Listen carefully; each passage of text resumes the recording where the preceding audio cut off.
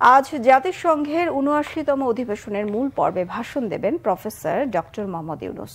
বাংলাদেশ সময় রাত ৯:৩০ থেকে ১০টার মধ্যে তার ভাষণ দেওয়ার কথা রয়েছে। দেশের অন্তর্বর্তী সরকার প্রধান হিসেবে জাতিসংঘে ডক্টর ইউনূসের এটি প্রথম ভাষণ।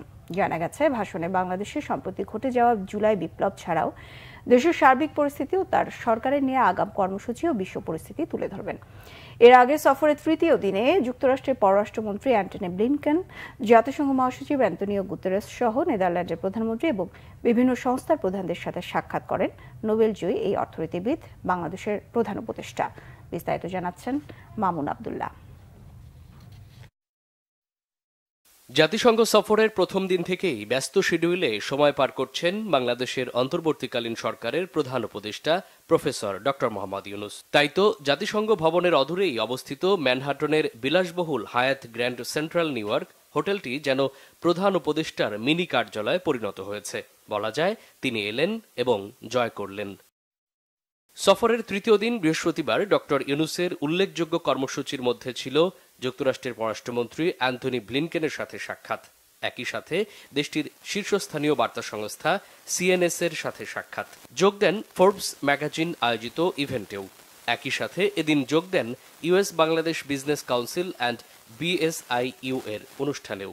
এদিন জাতিসংঘ মহাসচিব অ্যান্থনি গুতেরেস, নেদারল্যান্ডসের প্রধানমন্ত্রী ডিক স্ক্রফ, আন্তর্জাতিক অপরাধ ট্রাইব্যুনাল আইসিসির প্রসিকিউটর করিম এ খান, জাতিসংঘ রিফিউজি বিষয়ক high commissioner Filippo Grandi, US senator Dick Durbin, IOL এর director general Gilbert N Houngbo, ইউএনডিপির অ্যাডমিনিস্ট্রেটর অচিম স্ট্রেইনার ছাড়াও বিশিষ্ট ব্যক্তিবর্গের সাথে নৈশভোজে যোগ দেন।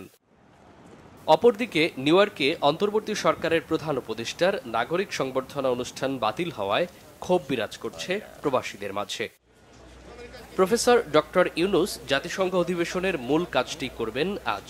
নিউ ইয়র্ক সময় সকাল 10:30 থেকে 11টার মধ্যে মূল মঞ্চে তার ভাষণ দেওয়ার কথা রয়েছে। ভাষণে বিশ্ব পরিস্থিতির পাশাপাশি বাংলাদেশে ঘটে যাওয়া সম্প্রতি জুলাই বিপ্লব নিয়েও কথা বলবেন বলে জানা গেছে। একই সাথে তার সরকারের নেয়া রোডম্যাপও জানাতে পারেন বিশ্ববাসীকে। শুক্রবার জাতিসংঘের মূল মঞ্চে ভাষণ দেয়া ছাড়াও সাক্ষাৎ হবে মালদ্বীপের প্রেসিডেন্ট মোহাম্মদ মইজ্জুর সাথে। একই সাথে বাংলাদেশি বিনিয়োগকারীদের সাথে বৈঠক সহ অন্যান্য কর্মসূচিতে অংশ নিয়ে এদিন রাতেই দেশের উদ্দেশ্যে নিউ ইয়র্ক ত্যাগ করার কথা রয়েছে অন্তর্বর্তীকালীন সরকার প্রধান ডক্টর মোহাম্মদ ইউনূসের। মামুন আব্দুল্লাহ, বাংলা ভিশন, ঢাকা।